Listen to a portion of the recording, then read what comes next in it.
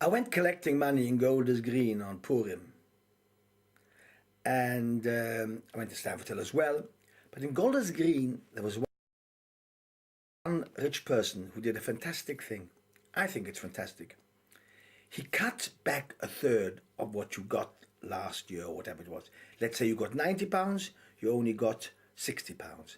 He cut back on a third. Recession.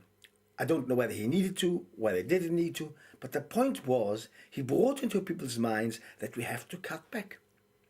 This is one of the biggest things which I find is the most important in the recession. And that is that we have to learn to live with 2 years ago's prices. We mustn't go up with products. We must stay with rents the same.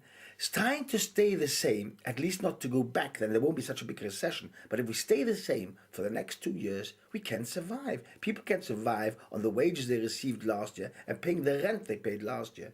This is something which Israelis haven't learned. The Israelis think, well, if prices are going, if you're earning less, the prices go up. Rents go up.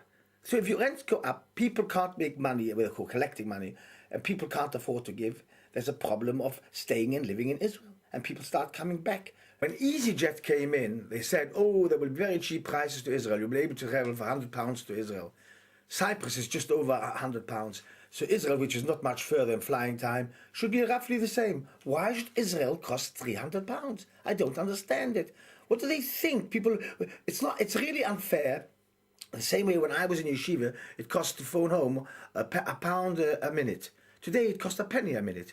If they want people to stay in Israel and live there, they have to make sure that prices are cheaper, that people can communicate with their parents. Like I can communicate with my children because the price of phoning is cheap. If I can't see my children a few times a year or at least once a year for cheap, and people start deciding, I don't want my children to live so far away, like it was years ago. I mean, if my children live in Israel, I want to be able to access Israel on the cheap. And it is able to. EasyJet flies to Cyprus for under £100. Why should it fly to Israel for just over £100? Why should it charge such a lot of money? Why should the carrier charge such a lot of money? And but there's another point, that if it was cheaper, much more people would travel to Israel.